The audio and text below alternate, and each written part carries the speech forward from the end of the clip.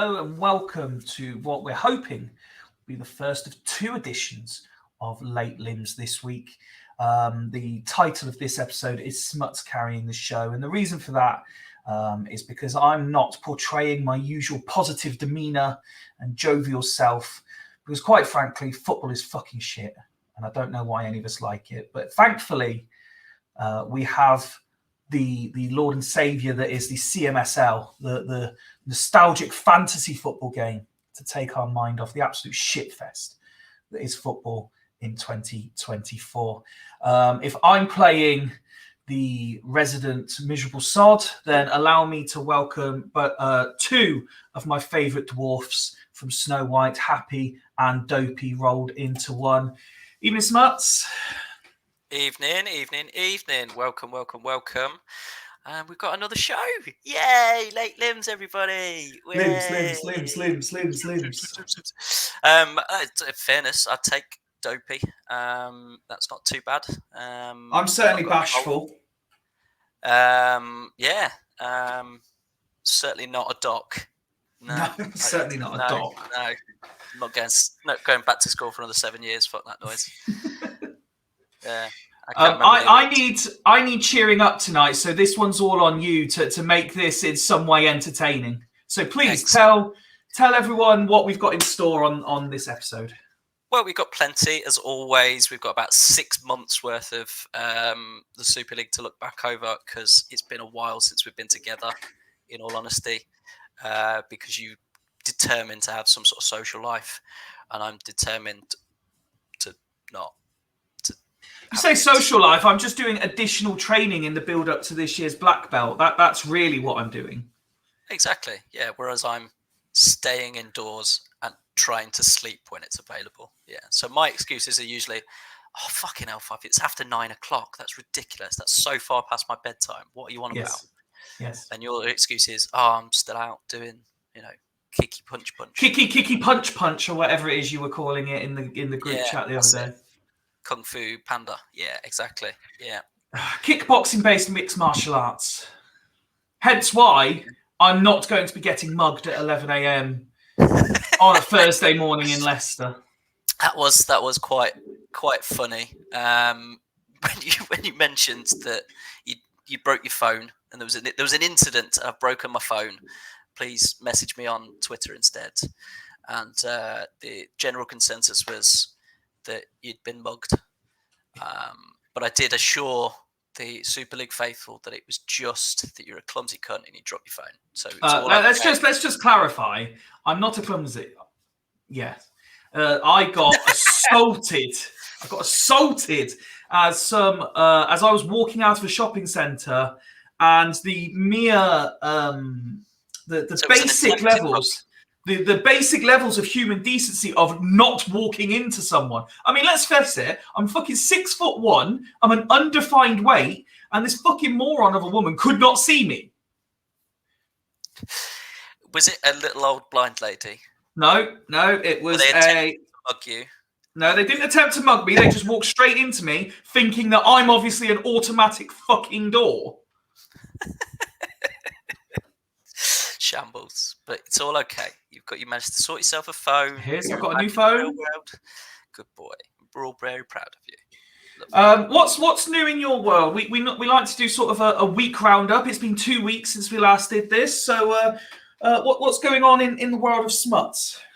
Well, my family have fucked off down south again, which is hence why we're recording. Exceptional. It's why we've got 2 records this week, because I've got free time.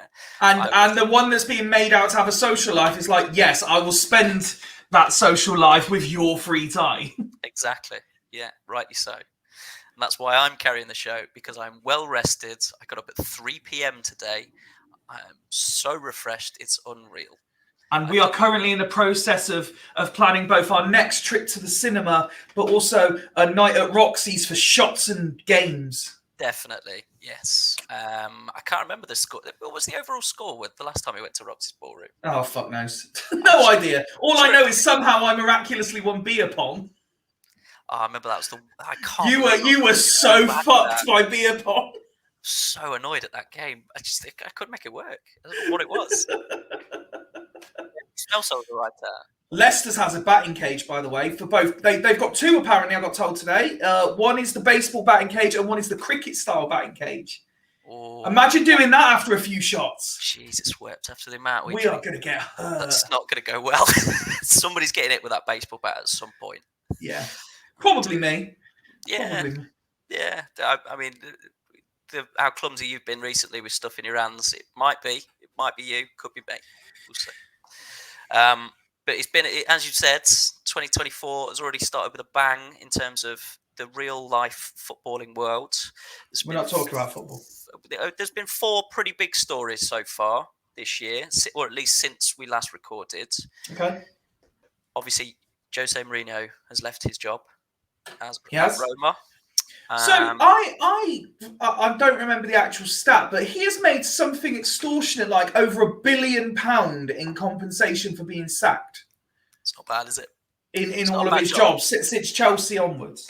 He did really well at Porto, did quite well at Chelsea, and has been dining out on that since. Not a bad gig if you can get it. Fairness. Well, no. To be fair, I will stick up for Jose a little bit here, because there is someone who's worse. There's the 2 people who are worse at it. Sam Allardyce for cashing in sack checks, but also Rafa Benitez, who basically just follows Jose wherever he goes and takes the job, wins all the trophies that Jose's already set up for, and takes all the credit. Yeah, I mean, Steve Bruce is fairly bad for it as well. Harry Redknapp. And it tends to. No, I'm not throwing Harry in. I'm not throwing Harry in that one. Well, in fact, all those checks he gets for getting sacked tend to get funneled into his dog's bank account in the Cayman Islands, don't they? So he wouldn't know how much he's getting earned or not. Story number 2. Well, another, because of Jose Mourinho getting sacked at Roma. Swindon also don't have a manager at the minute, so rumour starts here. Jose to Swindon. Mate, I'm not even talking about Swindon because I'm genuinely. This isn't being dramatic. We've just had a conversation off camera. I am genuinely concerned that we are being ridiculously asset stripped at the moment. We are National League bound. I'm about to support a non-league club, and I'm genuinely worried. So then, should we go on to something a bit more jovial? But yeah, okay. So Sven-Goran Eriksson's poorly. I knew you were going to say Sven as soon as I said jovial. So I'm on a bit of a quest at the moment because people assume that I've got this deep-rooted hatred for Liverpool, which I don't. It's just a standard loathing of them. But I really like the Jurgen Klopp comment where apparently Sven said in an interview he always wanted to manage Liverpool, and Jurgen Klopp said he can come along, he can sit in the dugout, he can take a team talk and stuff. I like that. I hadn't seen that, but that's great in fairness. But Sven was absolute banter era at Leicester. It was brilliant. It was the first manager that our current owners brought in, and before they really knew. He brought in Kasper Schmeichel from Notts County, didn't he, or wherever he was? No, he did take Kasper Schmeichel to Notts County with him before Leicester. Yeah, that's it, because he was randomly at Notts County. He was, yeah, but we got him from Leeds for £1 million, which is just ridiculous. And Leeds replaced him with like Paul Rachubka or someone really shit. CMO 102 legend. Is he? There you go. I can't remember every side. Is it Blackpool? No, he starts at Man United, doesn't he? Does he? Oh, okay, yeah. Fine. There you go. Shows what I fucking know. I've never signed him. Yeah, hopefully he's not too bad. Sven, absolute banter at Leicester, so hopefully he gets better. But there you go. Fair play. Actual jovial, real world footballing talk. Congratulations to Jordan Henderson for curing Saudi Arabia of homophobia. Fuck me. Well done. Really proud of you, mate. Honestly, so as you know, I'm really not a Jordan Henderson fan. Now, I'm not saying I hate Jordan Henderson. That's reserved for people like Scott Brown, who are absolute monstrosities to football. But Jordan Henderson has irritated me for years for being ridiculously overhyped, fucking unreally overplayed, particularly in an England shirt. He's fucking gone to Saudi for the money, which fine, but just say you're going for the money. Don't say you're going for X, Y, and Z. And as far as I understand, he's not actually been paid a penny, and he's fucked off to Ajax. Yep. It's off on a lad's holiday to Ajax, yep. Honest to God, what a prick. Take the lad out of the northeast. Why hasn't he been paid, by the way? I missed that. No idea. I Okay. just thought it was hilarious that he's been years and years and years spent,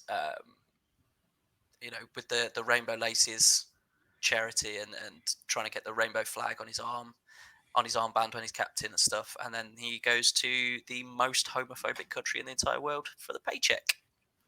Idiot. But genuinely, at the end of the day, though, to be fair, what I will say is morals are morals, but business is business. Yeah, and I think the looser the morals, the tighter the purse strings, shall we say? Indeed. But genuinely, there was one very, very funny footballing Please give me story. one good story. Genuinely, very, I very. swear funny. to God, if the next words out of your mouth Honestly, are Joey Barton, I'm driving to the other side of the county and punching you in the face. No, that cunt does not deserve any breath of my. No, Wesley. No, there's Fofana, a man who needs a fucking punch in the face. Or a BB gun. Yeah, Wesley Fofana, Leicester City legend, ran over Dean Gaffney. Genuine story. If anybody had that on their 2024 bingo list, congratulations. Nostradamus.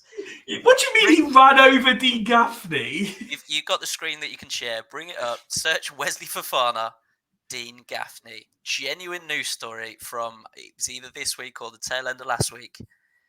On a night out in London, he ran over Dean Gaffney, who was trying to get a taxi. Hang on, I'm doing it now. EastEnders icon run over by Chelsea star Wesley Fofana with actor breaking collarbone after being catapulted into the air. How is this real life? Unbelievable. Oh, sensational. 9 days ago. There you go. I knew it was recent. That's how long it's been since we've fucking done one of these episodes. Wow. So I'm reading this on one of my favourite websites, Joe. EastEnders actor Dean Gaffney was injured on a night out after he was run over by Chelsea footballer Wesley Fofana. The actor was catapulted into the air after he was struck by the £70 million defender's Lamborghini and suffered a broken collarbone. The incident took place in December. How has this only just come out in the news? The incident took place in December 2022. But Gaffney has never spoken about it because it was not anybody's fault, in quote marks, a source told The Sun, which is well known for its sources. French international Fofana passed the breathalyzer test at the scene on the King's Road in Chelsea and was allowed on his way after he was deemed not to be at fault for the accident. Morons. What on earth is this life that we live? It's absolutely ridiculous that's a thing. That's real life. Dean Gaffney, to stay relevant, is jumping in front of fucking cars driven by ex-Leicester City players. Ridiculous. If ever there was an FML day, this is it. Yeah. But yeah, it's not only Sven that's probably not long left for this world, I'm afraid. You're not doing a fucking Deadpool update, are you? I'm not doing a Deadpool update unless anybody had my Vaz Defrans on their death list for this year. No, I have no idea who that is. Vaz Defrans, it's the part of your ball sack that the I thought it was a person. No. We're telling me some guy called Vaz had died. Sorry, that's what I'm saying. I'm not with it today. Fucking hell. No, like a car on a journey in the car, a dog on the journey in the car. Sorry, hopefully not driven by Wesley Fofana. No, or Kurt Zuma. My poor ball bags are going to be snipped as I am officially. Oh, have you signed up? I've signed up for the. I didn't know this. Yeah, this is brand new information. I knew there was talk of it.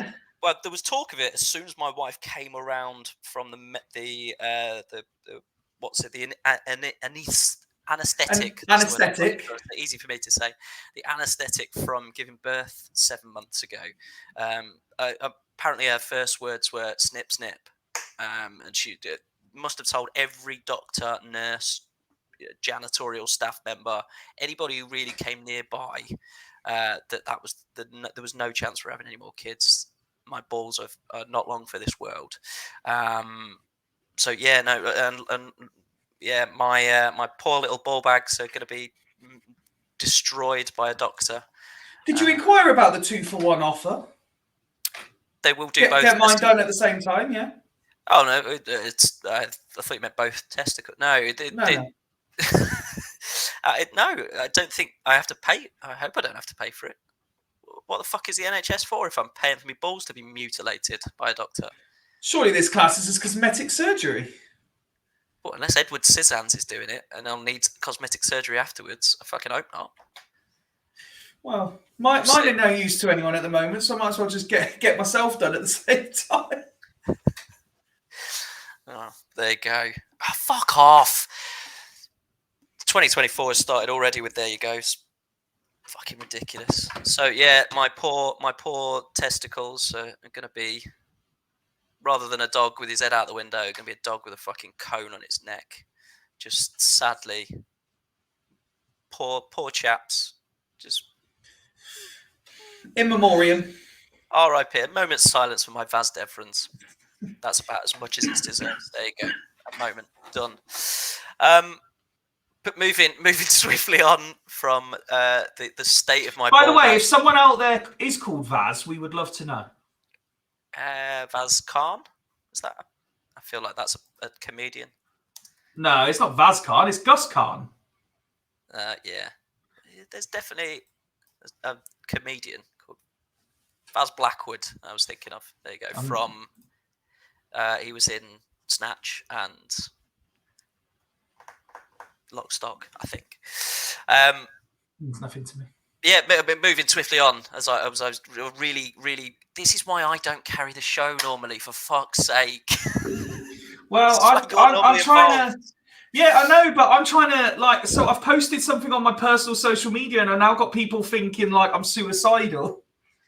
Well, yeah. In fairness, the message you sent to me 5 seconds before we started this was, I've just had some bad news. I'll be there in 2 minutes. That's not what I said, though, is it? I said I'm just. I'm dealing with some really bad news. I'm so sorry. I'll be a bit late. That's not what it said. It's been some real heartbreaking bad news. That's not what it said either. About Dean Gaffney and. No, but other news this week. Not just about my mutilated testicles. Is been a lot of talk this week about who would start in an Animals FC 11. All right, Animals FC 11. So if you're playing, standard 4-4-2. Let's not fuck about with this. All right? Now, are we talking generic animals or famous animals? Generic animals. I mean, who are you going in goal? What are you putting in goal? Orangutan. If you're a bit orangutan, I can see that. See, what I thought ahead of this was you want something with multiple arms that can be, Problem with your octopus is it's not mobile, so it can't get in the corners. So yes, it can save everything in a radius, but it's not got the movement. I mean, them big octopuses should be fine. Be able to get from one to this giant octopus. What's the biggest octopus you've ever seen? Well, I've never seen an octopus, but giant octopus is a thing. Giant Pacific octopus. Have you never been to a sea life centre? There's not a lot of sea life in the middle of the country in Leicestershire, mate. And fuck right off. There's a massive sea life centre in Birmingham. It's an hour away. It's miles away. No, I'm not going that far south. You used to live fucking down south. There's 3 or 4 sea life centres down there. Yeah, I mean St Albans. You used to live near St Albans. That's by the coast, isn't it? No. It's not a million miles away.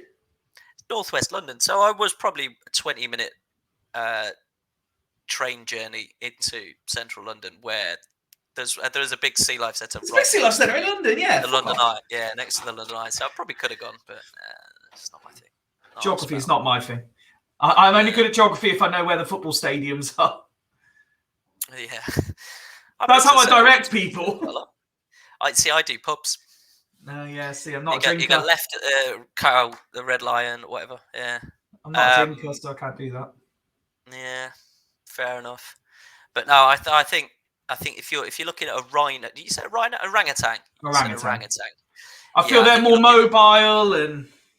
Well, then you want them as maybe a big strapping, strong centre back. Then surely. No. My centre backs would be. I'd want. You got to have the right balance of height, speed, and power to be centre back. Okay. So I'm thinking maybe like a grizzly bear. Yeah. Okay.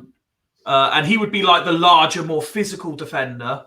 And then maybe like something a bit nimble on its feet. I'm going to say Bobbit has just wandered. The third member. Yeah, but Bobbit isn't playing centre back. Well, I was thinking cat-like reflexes could be a good shout for a goalkeeper. In fairness. No. I'm going to stick with the orangutan. Grizzly bear and probably. See, a cheetah would be wasted, but something just. Cheetah's got to be a pace on the wings. Yeah. What is there? Is there? I'm trying to think. What's quite a nippy bird? A fast bird. Or not flying. But like, it's an ostrich fast. Ostrich are rapid. Yeah. Yeah. So I'm going to partner a grizzly bear and an ostrich at centre back. There you go. Fair enough. You could also go with what's the fucking bird from Beep Beep? Roadrunner. Roadrunner. Yeah. What? Yeah, I couldn't think what a Roadrunner was. Yeah. Unless Roadrunner is what it is. What animal is Roadrunner? It's just called a Roadrunner. Oh, that's what I'm saying. Fair play. I didn't know that was a real type of bird, a Roadrunner. There you go. So yeah, fullbacks. In the modern era, fullbacks, you're gonna have to have a bit of pace. So overlapping, an eye for defence as well. Yeah. I'm thinking maybe a gazelle. Yeah, gazelle would be good. I'm thinking like a Grand National horse. It's a good shout.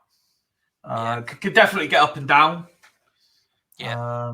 Definitely good legs. So got a trick in it. Bit of red rum action. Be murder on the wings. Yeah. As opposed to murder on the dance floor for those that have watched Saltburn. Yeah. Still a bit sick in the stomach watching that bath scene. Yeah, the bath scene's outrageous, by the way. For side note, question for you. Yes. I don't think it was us that discussed it. I think it was someone else, and I've been meaning to bring it up. The scene in the garden at night time where it's the main guy and the sister. Yeah. She obviously has concerns because of the time of the month it is and the things he's doing to her. Does that kind of thing bother you naturally? As the great comedian Catherine Ryan once said, "Real gangsters run red lights, mate." Yeah, there we go. I accept that. So that's all you need to say. Yeah. So I'm having a matter at hand. Yeah. Who are you having on the wings? Fullbacks. Grand National horse. I think we're done with the fullbacks. I'm happy. I reckon we've got. I think we've got. Gazelle. Oh, we're having a gazelle. Okay. Gazelle. That's a left back option all day. That is. Okay. Wingers. Wingers are cheaters by trade, so we have to have a cheater. Yeah, got to go with a cheater. Yeah, win plenty of penalties. Yeah, and then I think you've got the right idea with a bit of a bird of prey on the wing. You know. Yeah. The albatross. They got big wingspan, haven't they? Yeah. Let's go albatross on the other wing. There you go. And then you're gonna have a look at a couple of midfield options there, aren't you? So you want it depends on how you want it. Do you want two mobile ones, or do you want like a DM and an AM? I think you need a bit of a box to box midfielder. I mean, talking of boxes, you're gonna have to have a fox in a box up front. Well, I'd already considered my strikers. Yeah, you want a fox in a box and a salmon. So for headers or giraffe, if you're thinking of Peter Crouch. No. Big man, We'll little have man. we'll have a salmon. Box in a box like Jermaine Defoe, and a giraffe like Peter Crouch. I think that's.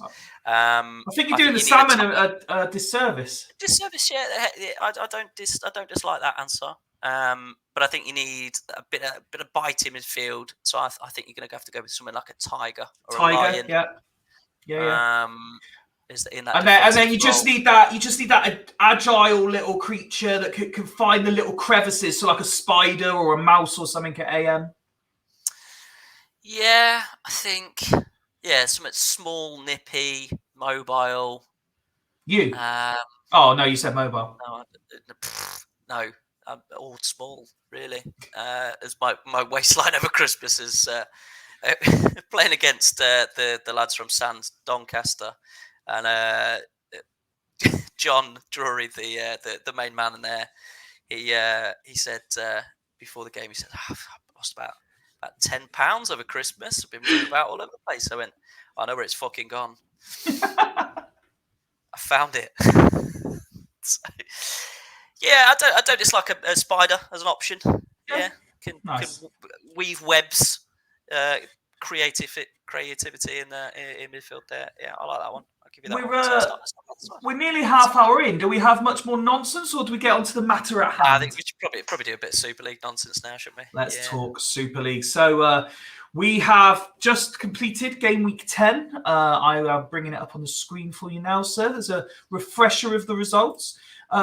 East Coast. I know all of my results because I keep fucking losing all of a sudden. I've not lost all year, and then as soon as we have a big gap and we've not spoken for bloody ages, I've lost 2 on the spin now. Yeah.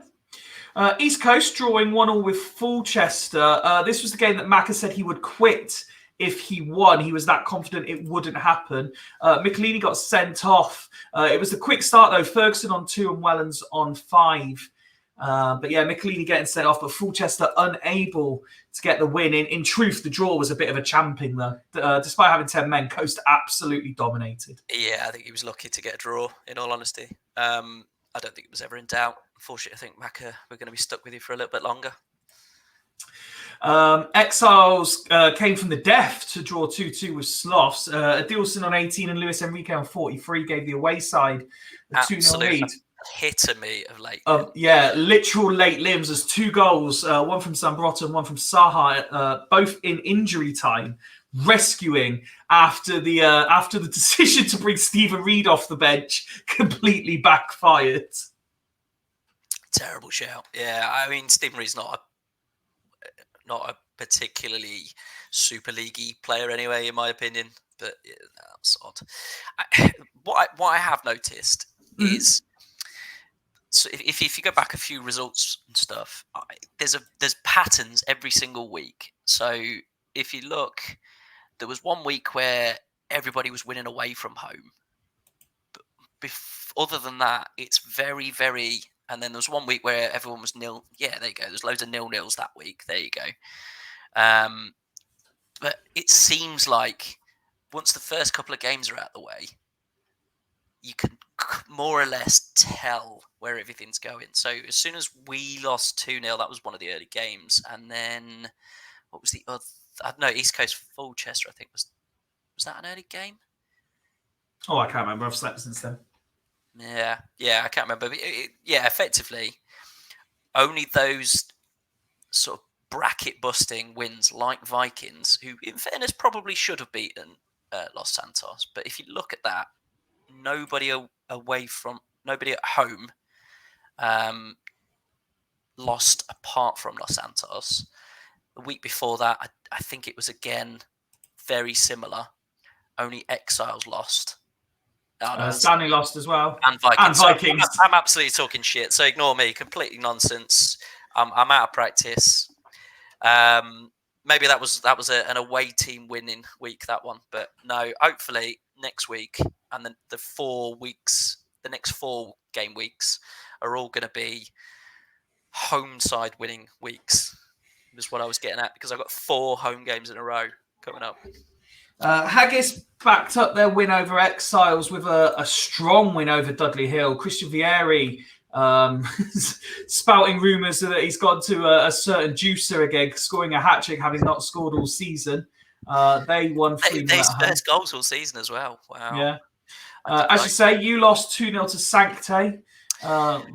Divine intervention was the call from the home team Because his manager. chat wasn't working, was it? It was bizarre. He sent me today the changes he tried to make. Yes, he sent them to me as well. I even said on chat, I am holding firm until Duggan makes changes, because my plan, and I think I sent you the plan ahead of time, was You did? get into halftime at 0-0, see how we're going from there, probably try and get to 60 minutes at 0-0, and then go attacking. And because Duggan didn't do anything, and it had taken so long, I thought, fuck it, I can't dick about now and send a big essay. I'll just let it go as is.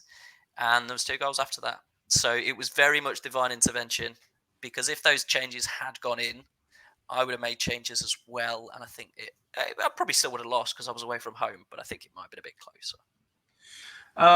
We had Stackington getting a 2-1 win at home to Badgers. Big result for Ross. First win of the... I was going to say first win of the season, but I don't think it is the first win of the season. No, it's not his first win, no. No, it's certainly his first big win. And fair play to him. He's got the big names there, Mendieta and Kesman. They're the 2 that he wants to be performing. Pretty much against the run of play, but you're going to be against the run of play with a team like Badgers, who dicked me last week. So, and very good result. Another big win in the remaining game. Sander Westerveld inspired Stanley beating Bern 2-1. Very, very good result for Mike as well. He is proven a lot of the, not necessarily doubters, but maybe the naysayers, where he started well, he's doing pretty well, but look, he's going to tail off at some point. Sort of crowned. Doesn't look that way at the minute, does it? No. That leaves the league table looking like this after 10. Then Vikings on 20, Bern 19, Coast 18, Badgers 18, Haggis 17, Stanley 17, making up the top 6. Sancte 16, Foss 14, Dudley 11, Fulchester 11, Exiles 10, Sloths 9, Stackington 9, Los Santos 6. So I made the observation, I think it was on stream on Sunday night, to say that interestingly, of the bottom 4, 3 are the new managers, and the other one is Alf, who never got to start the season as sole manager. Is this despite the fact that, Ross to a lesser extent, but Jamie vastly experienced in the Super League. Rox, again, not been a manager before, but vastly experienced, been around a number of clubs. He knows his way around champ. I know he set his stall out to be this ultra entertaining, and it couldn't have gone much worse for him. But do you think there are levels to the Super League and a learning curve that needs to be had? It definitely in Ross's case, 100%, because he's just not tried or tested at all at any level, really, apart from a short stint assistant manager to Mike, who was already a fairly new manager. I think that was only his second season, wasn't it? That he was assistant to him for. So yes, certainly in Ross's case, Alf and Jamie, you can't give anything to. There's no learning curve from 28 seasons in for both of them. Yes, Alf didn't have the full reins for the first couple of games, but he was been as part of that Sloths team for a couple of seasons now. Yeah. And I think we all know who was really pulling the strings there for a while. It was like when Duggan took over Dragons eventually. I think it was inevitable. And it effectively, it's been Al's team in all but name for a little while now. Rox is a different beast because he has lots and lots of experience in other leagues and has been in this league, has been pulling the strings at Haggis for a little while. Yep. But it is very different when you are behind in the dugout, as I'm finding myself. Yeah. I would suggest that Rox is pretty much on par with me in terms of experience in the league. Maybe me slightly ahead, only because I had that season. I already had a season. Well, did I have a season ahead of him? No, we started at the same time, didn't we? Yeah. I'm sure we've had exact number of games as each other. Yeah, in that case, then fucking nonsense. No, we didn't. I had last season. Exiles was your team last year, so this is his first season. He's had 10 games. I'm confused. Are we talking about Rocks? Rox has had 10 Oh, games. yeah. Sorry, yeah. Realistically, 10 games are his belt. I'm talking nonsense. Apologies. But he was in and around assistant about the same sort of time as me. So I would suggest, even though I've had 26 games more than him, we're about the same sort of level in terms of experience in the league. I think I had the added benefit of completely setting my team up from scratch. So he was working with your Exiles team, which at this juncture, and I know he's trying things, but at this juncture, I would say that my Exiles team, despite we got a couple of hammerings across the season, but my Exiles team were both better and more entertaining than his Exiles team. He couldn't be more backwards to what he was. I've just been doing some maths.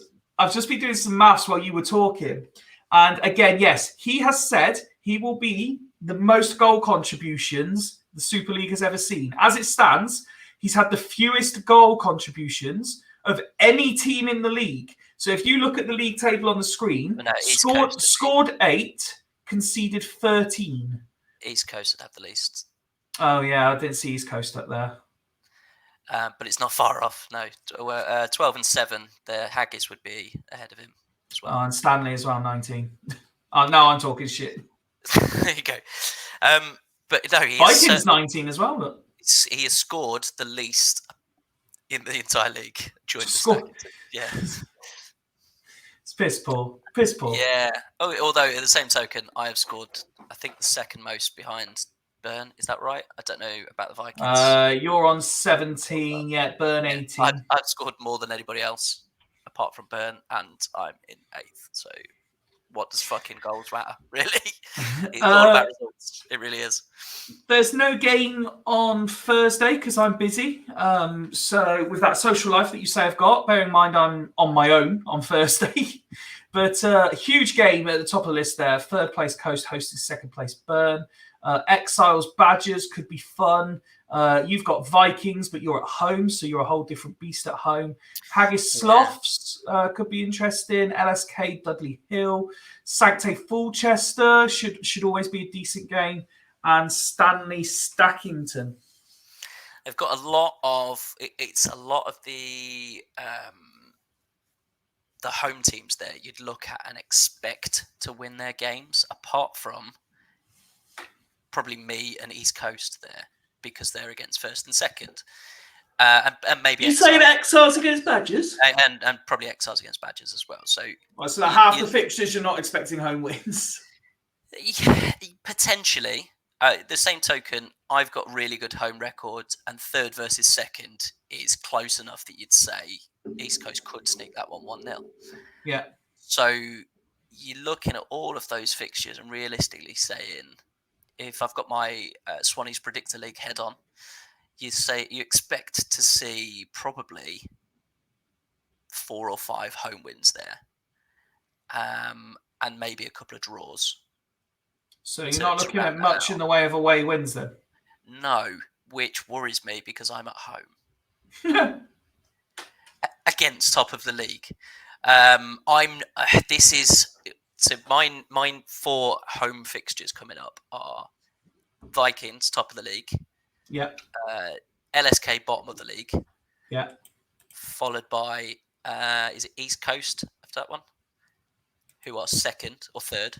No, Haggis 5th, and then East Coast after that. Yeah. Who are 3rd?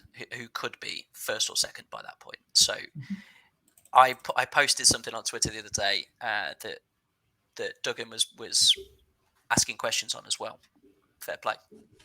Effectively, the next 6 or 7 games for me at Unicorns are really, really important. 4 tough home games, 3 and a bit tough home games out of 4. Then an away game that could be winnable against the Exiles. And then a home game against Bern, another tough one. Away at Stanley, really tough game. And then another home game, and that one's at Exiles. So realistically, those next 6 or 7 games, I have to be getting points. Otherwise, what little hope of playoffs I had, already 10 games in, peters out. So I could, at this point, in 4 or 5 game weeks, be looking towards the top end of the table, or very much the bottom shitting end. my pants at the bottom end of the table. Yeah, and that is probably similar for a lot of other teams as well. And that is the pure joy of the Super League. I literally said to Duggan earlier today, as we were sort of breaking it down and having a look, and he was taking the piss out of my Bishkan and Alex trade again, and saying neither of us fucking understand this game at all. This is Sancte's best start in 28 seasons, and he's played all of last year's top 6 already. Yeah. And he's still not in the top 6 and won't turn up until game week 20. So they're still dark horses for getting a little star by their name, in my opinion. So we're 10 games in, and there's an Australia squad set to be announced. So I thought something a little bit different. We just take a deep dive into the reserve squads and see who you think, maybe if there's any 1 or 2 names that you're surprised aren't in 24s. Yeah, and maybe I can help out a little bit with you picking your 24 as well. So we'll go in the order that they appear on the games. We're starting at Sloths here. And the first name that jumps out at me, I cannot believe that Christian Kivu is in the reserves. You say that, but he was one of the first players that I sold when we were together for Gazelles, if you remember. He was? And I wasn't happy about it. He can be very good, but he can also be fucking rubbish. It really depends. So I haven't seen him in terms of whether he's any good or not. 15, 16, and yeah, in fairness, actually, he's quite good. Yeah, certainly. There's your starting left centre back. The other one that interests me very annoying is for my Goran Jorovic. The other one that interests me is the fact that Alf made a point of bringing in Christian Tim back to the Super League, and then has dumped him straight into the reserves. Yeah, he's young though, isn't he? He's got time on his side. That might be a pick for next season when Zidane falls even further off a cliff for them. Let's go to Exiles next. A lot of these players I'll know because these are the remnants basically of my Exile squad that didn't get moved on. A lot of good players here, I would say. Matreski, more than capable. Rockenbach is a player I like a lot. I know Zenden you like. Kobiashvili has got a lot of Super League pedigree. Samuel Eto'o, another one that I like. Alyssa Davey should certainly be in there. Balak, certainly decent. There are definitely 20. There are definitely 24 capable players within this reserve team. Yeah, exactly, and that kind of marries up to what we were saying earlier about this not being Roxy's squad from day one. If that was because Haggis was basically Roxy's squad from day one. Yeah. And he's had to work pretty hard to bring across his players, if that makes sense. And you look at most of them and go, Rochenbach aside, I can't see anyone who... Louis Zhao. Louis Zhao should definitely be in our squad, by the way. From South America. And I think there's your problem. Okay. Let's move on to Fulchester then. And here is the reserve squad. Davis had a fantastic Oceania Cup. He was sensational. Julio Arca. I know a lot of people like Arca. Are you surprised to see him slumming it in the reserves? I am and I'm not. Emre, I'm surprised, doesn't make the Fulchester squad. I know that's a player that Maka likes a lot.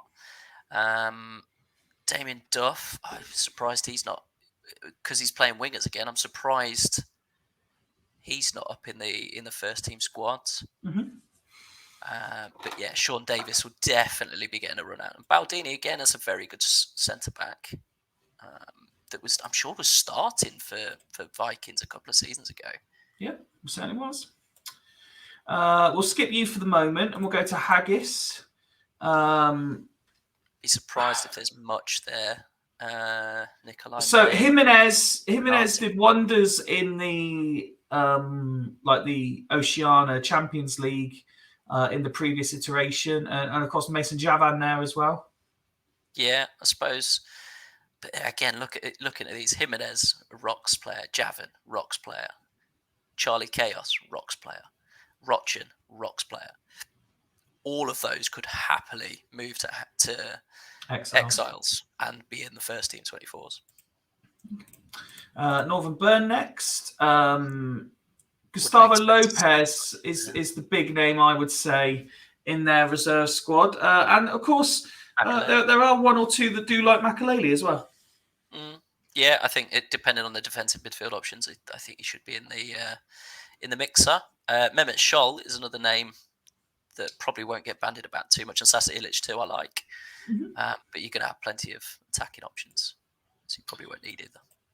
LSK next, a whole host of players in this reserve team, but no one of real, real standout quality. Yeah, maybe Esteban is a goalkeeping option there. He's certainly played in the Super League plenty. Done a job as a backup keeper. Mm-hmm. Maybe George Boateng as well at a push. Carl Court? No, he was shit at Leicester, and I think he'd be shit in this as well. That looks okay. Scored 2 in 6 in the reserves. Vikings. Let's see what's going on at Vikings. Obviously, Totazola Makoku for the champ purists out there. My boy Simone Inzaghi there as well. Claudio Lopez. Johan Almanda. Robbie Fowler, I think, could certainly be getting a look there. Elmander, I know you like as well. Irigoitia could be one of your goalkeeping options, I think. Vitor Bayer was obviously first choice at whatever team name Duggan had at one point as well. That was still Dragons then, I think. I assume so, yeah. But he's normally retired by now. So I've never seen a season 2 Vitor Bayer, really. Going to Coast next. Titus, Big Tit Bramble, of course. Yeah. Lee Chun So, interesting one down there. Yeah, Romeo, Jardel, Maniero could all do a job. Abu Xavier is certainly a good option for the squad as well. Mm-hmm. Yeah, there's plenty of good players. Going to Stanley next. Roy Cudicini. Goalkeeper, I think, is very good on this. I'm surprised Sanyol is wasting his time in the reserves. Rocky Jr. is another one that I would definitely have in the 24 if it was my squad. He got sold from my squad, in fairness, so I would disagree. Just about everyone got sold from your squad. Yeah, because I was putting my stamp on it. There was, like I said, 4 or 5 players I wanted to have, and I was tenacious trying to get Van der Vaart off of you, wasn't I? You were. You offered me almost anything I could desire. Exactly, for Van der Vaart, and he has played every game this season pretty much, apart from 2 games weeks ago, but he was knackered from playing every game this week. Let's see what's going on at Stackington then. A full reserve squad here to look at. Any of the names instantly jumping out at you? Ebby San, maybe? Yeah, I mean, Sunday Elise, I know is a player you like. Yeah, Francis, good versatility. Francis of Assisi, Lampard could be there. Panucci. Kamuna is usually plays above his station. Chris Perry is... Dudley Hill legend. Pedigree. Yeah, exactly. I'm sure he won a star with Dudley Hill, I believe. I believe he was in that squad, yes. There you go. So, yeah, there's a lot of good options. Let's see what's going on at Sancte then. A lot of good goalkeeping options instantly jumping out at me here. Ian Hart has got Super League pedigree. Martin Keown down there surprised me a little bit as well. Season 2, though, is that the problem? Yeah, I did 36, yeah. I'm surprised there's as many players in there in his reserve. I thought he'd sold everyone. Anything that's not nailed down. Dudley Hill next. This is going to be an absolute shit show. How have people got 4 goalkeepers in there? Reserves. Southgate should certainly be there. Possanzini should definitely be in that squad. Shane Tolley? No, unless he's been souped up again. No. Guardiola maybe. Kallstrom again maybe. But yeah, again, there's plenty of good goalkeeping options there. Isaacson, Van der Sar. Badgers, they have no goalkeepers in the reserves. That makes sense. Everybody else has got them all. Swiatkowski, I'm surprised isn't in the Badgers. First 24. Kasana? ZZ Roberts as well? Yeah, I think it's a shit-looking ZZ Roberts, isn't it? I think I remember him saying, doesn't look horrific. Off the ball's not great. But I think he's just got better strikers. You've got Saviola now. Let's finish with yourself then and see what's going on. Yeah, I mean, I offered to drop down anybody you wanted. I'd love you to take Radoy, if possible. Placente, I'd be surprised if... I know you like Uya and Placente. I was surprised you didn't take them in the first Australia squad, to be fair. Daniel Anderson. Cisse scored 5 in 4 at international level. Is he close to a call-up? As I said, I think he's still 4 or 5 on the list of my strikers. He's not going to get ahead of Cliver or Michael Owen or Rocky Santa Cruz, and I prefer Heskey as well. I'd be more than happy to drop down somebody like Heskey if he'd play. I mentioned Abubakar Yakubu as well as an option who's been on my bench every week because he's got a ridiculous amount of potential to be very, very good. It's not really been getting a look in with Vieira in that DM role, miles ahead of him, and Brett Emerton in the DMR role, miles ahead of him as well. So, yeah, I think you've got plenty of options there to put a very, very good Australia squad together. And it's not the Oceania Cup, is it? So you're not going to be playing the likes of Fiji, American Samoa, some Tongan island somewhere as well. Well, you say that.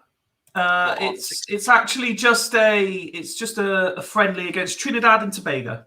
Okay, so Dwight York, you're going to need a decent defence against them. Shaka Hislop, good goalkeeper. So Clayton Ince is the goalkeeper. Is their star man.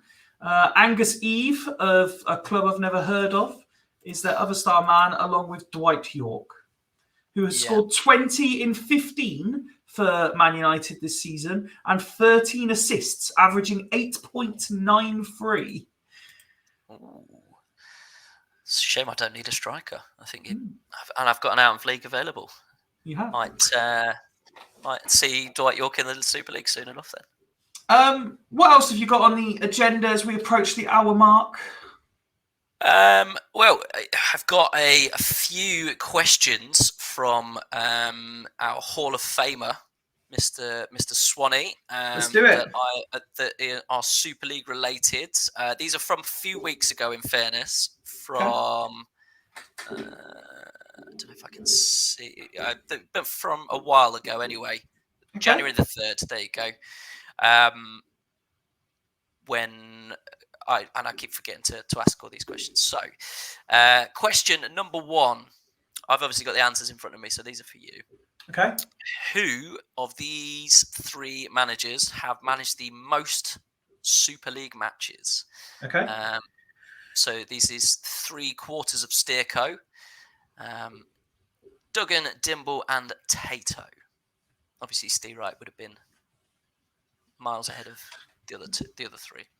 So I would say Duggan is the obvious answer, but did a number of his early games get classed as Jamie because he was the official manager of Dragons, and therefore...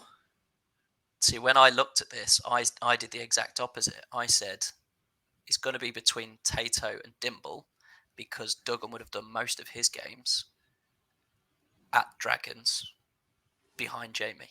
Yeah. Yeah, that's what I'm saying.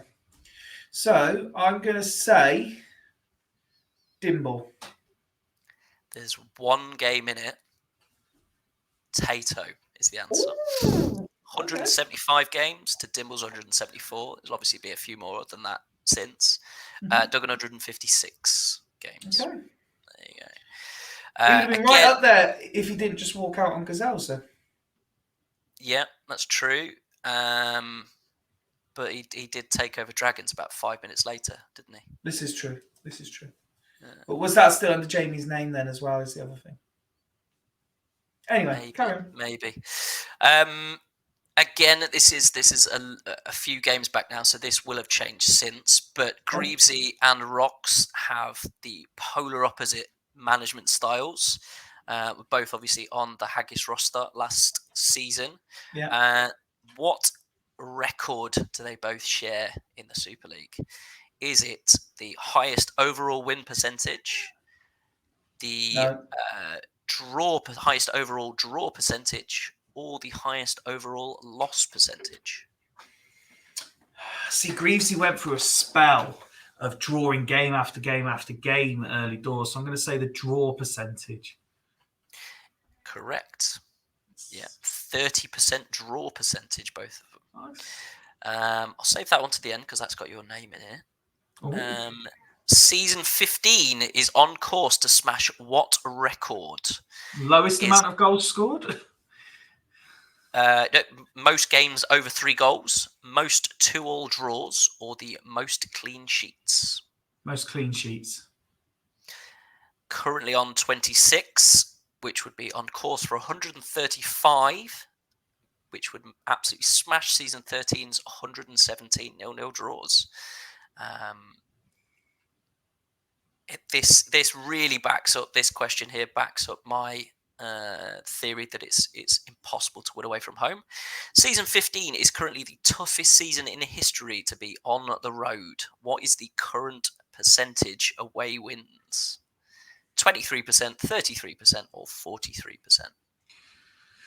Well, the fact that it's been described as toughest would suggest 23, but I'm going to go for the one in the 30s, please. Nope, you were right the first time, 23%. Okay. So the GOAT himself, the patio strangler, Ian Edwards, has failed to win 14 of his 21 matches against which opponent? So 21 means he's played them a fair few times now, so it's got to be one of the longest standing. Well, that's 10 seasons and a... but also it depends whether this is a team that, team that gets in the playoffs regular. Mm-hmm. No, I can't remember anyone gloating about having a fantastic record against Burn, though.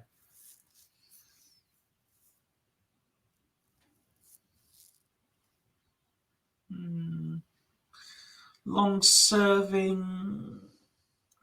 Maka springs to mind, but I'm going to go Jens. No, the answer is Rob. Oh, okay, fair play. Well exactly, done, that's a very shocking stat. I like that one, Swanee. And then, which of the current Super League managers has our esteemed chairman, Mr. Fyfie, faced most in the Super League?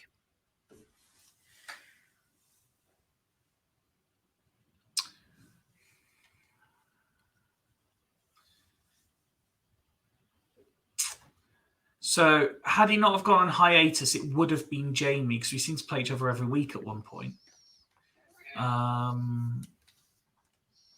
Maka. The answer is Jamie. You did really well, in fairness. Even the ones you got wrong, you mentioned. Yeah? as being options anyway. So that's a good effort. I'll It's take not bad that. at all. Yeah. Let's see if you do just as well with Smuts' music quiz. Whoop, whoop. We definitely need theme music and stuff for this sort of thing. Right. So last time out, I completely destroyed your music quiz. Proved that I am far superior to you in shitty music. So this is, rather than one named songs by pretty famous bands, we're Okay. going to go with, is this a band or not? So these are going to Okay. be weird names that could Okay. or could not be band names. Okay. Okay, so number one, Modest Mouse. No. Very famous band, very good band. Modest Mouse are a band, yes. Okay. Flaming Lips. Sounds like a really bad STD. It also sounds like it could be a band, but I'm going to go no. Again, a very famous band, very good These are band. all going to be yes, aren't they? Okay. Avocado Baby. Yes. No, that is a song by the band Los Campesinos. Who I've equally not heard of. A very good band. Neutral Milk Hotel. There's not a chance. Very good band, very well-known band. You're 0 for 5 so far. It's going well. And how many are there? I think I did 10. Okay. There we go. I'd just like to get one right. Front Bottoms.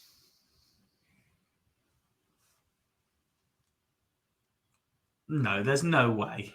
Very good band. Fuck off.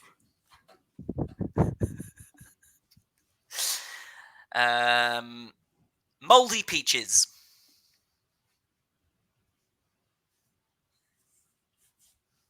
No.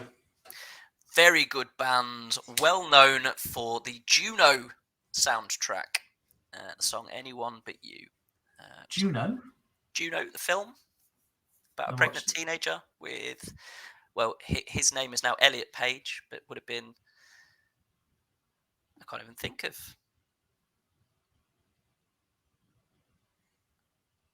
And Michael Cera was in it as well.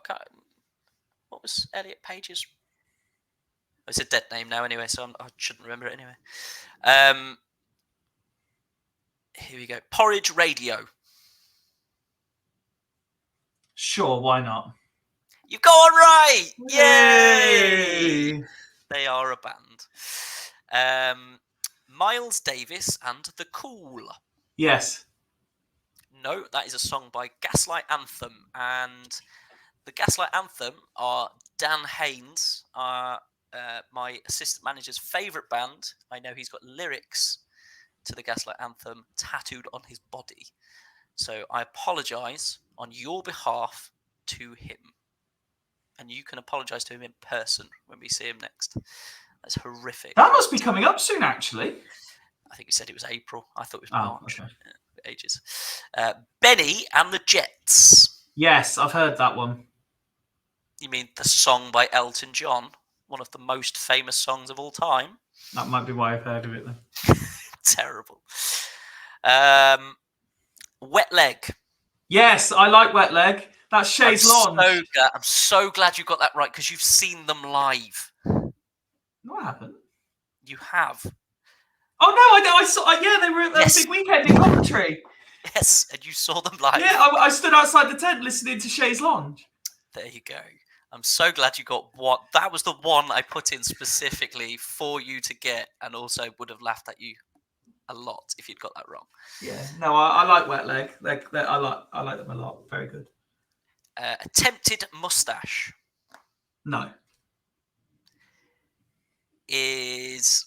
I would have given you either for this because it is the previous name of Half Man, Half Biscuit, one of the favourite bands of Stu, one of our champ manager brethren, and it's named after Loudon Wainwright III's album.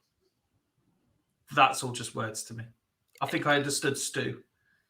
I should hope so. He named a team in Small Horse after Half Man, Half Biscuit, so I should hope so. And the last one, Ice Dildo. Either way, I'm going to look stupid here because there should be absolutely no way, but it's so outrageous that I'm actually tempted to say yes. But whatever I say, I'm going to be wrong. Let's go with yes. Obviously not. It's a Oh, for fuck's sake! Goldie looking chain. So I make that. I think you got two if you're lucky. Yeah. So again, two and only one I've actually heard of. Yeah, two, and one of them was a real big guess.